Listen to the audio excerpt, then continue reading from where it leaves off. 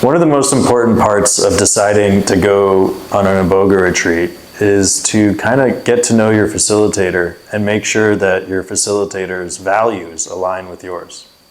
So I'm going to take a minute just to kind of give you an idea of where I come from and what my values are. So I come from a background of drug addiction, drug and alcohol addiction.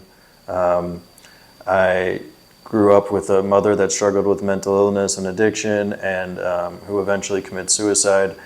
And that loss sent me on a spiritual journey, on a spiritual path to try to understand the root of all of these things and try to find a solution also.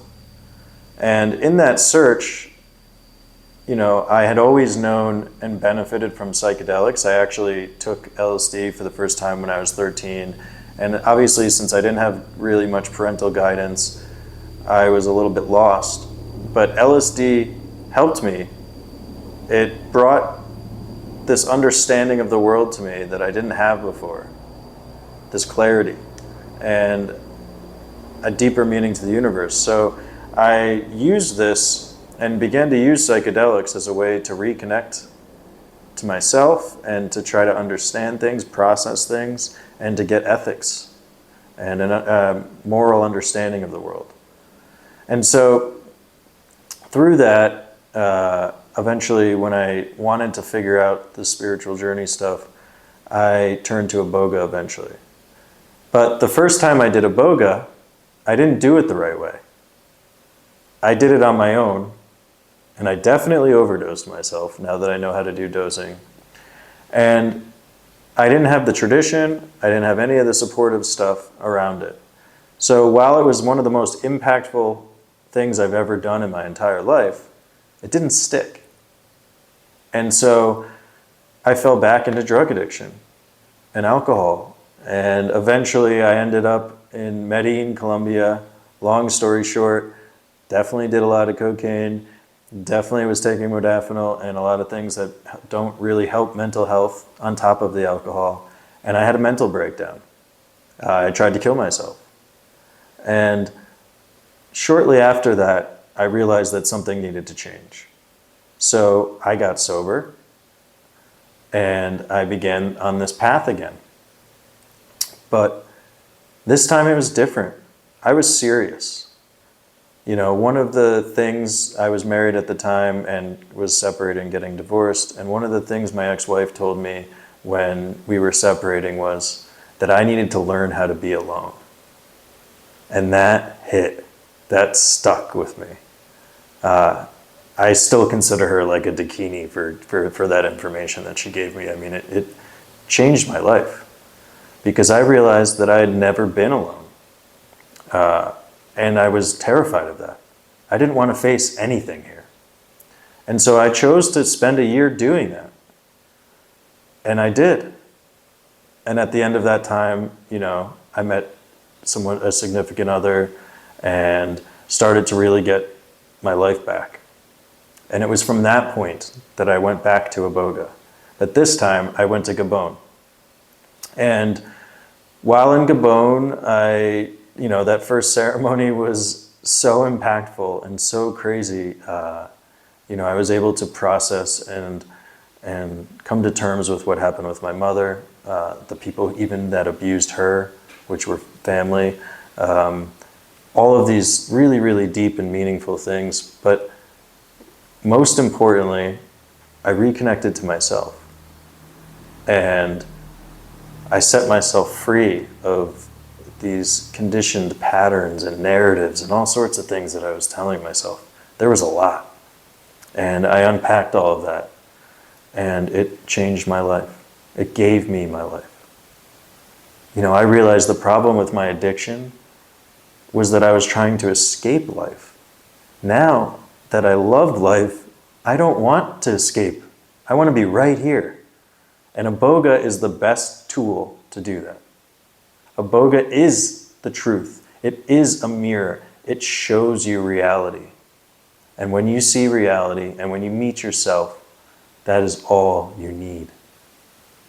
So that's why this work is so important to me. After being in Gabon, I realized or throughout my time in Gabon, I realized how important the Bwiti tradition is to iboga, how important to keep those things together it is. And that it just isn't created for just some reason. It's literally from iboga itself. So that has been at the forefront of my work and everything that I've done so far here and with root healing and things like that. And so I just want to make sure that other people have the opportunity that I did when you can take iboga within the container and context of the Bwiti tradition and be in a supportive environment. So after Gabon, my learning and kind of like expansion in this work really was around implementing things that were important to me, my kind of core beliefs about this stuff. And that included reciprocity, staying connected to the village, making sure that we have an ongoing relationship and supporting them in any way that I can. Also just, maintaining the knowledge so that I can be professional. That includes Western medicine and beneficial kind of knowledge in that department, especially around safety and preparation and contraindicated medications.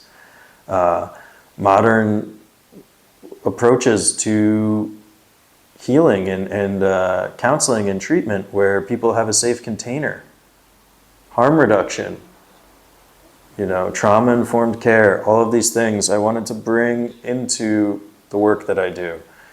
So if I was to sum up kind of my core values when it comes to this work, it would be there's no Bwiti without iboga and no iboga without Bwiti. Reciprocity. To remain a constant student. Bwiti is the study of life itself, and I find it both humbling and inspiring to be a student. I don't want to know everything. I want to continue to learn and grow. I want to be supportive of guests and people who come here to do this work, and be someone that's there to facilitate the medicine, but also to just support them in finding themselves and figuring out how to set themselves free and be in the world. I am not the healer. You are. Iboga and you are going to work deeply together, and I'm just going to make sure that you have all the tools that you need and the support that you need, and that you have, your coconut water in the morning, your puke buckets changed, and all the data and information to really carry you through. But really it's you and iboga. So I want you to know that I'm not one of these people that calls themselves a shaman. I am not one of these people who really wants to do anything else but help you meet you. And because I know once you know who you are and what you want, that none of that other stuff is going to matter anymore. All those other reasons you came here will fall to the side, and you'll be free.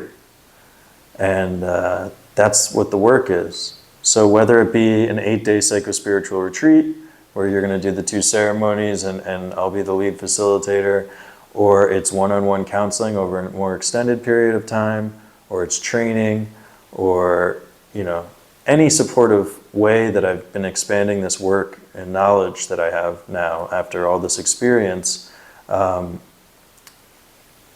hope you know that I've been healed by iboga too.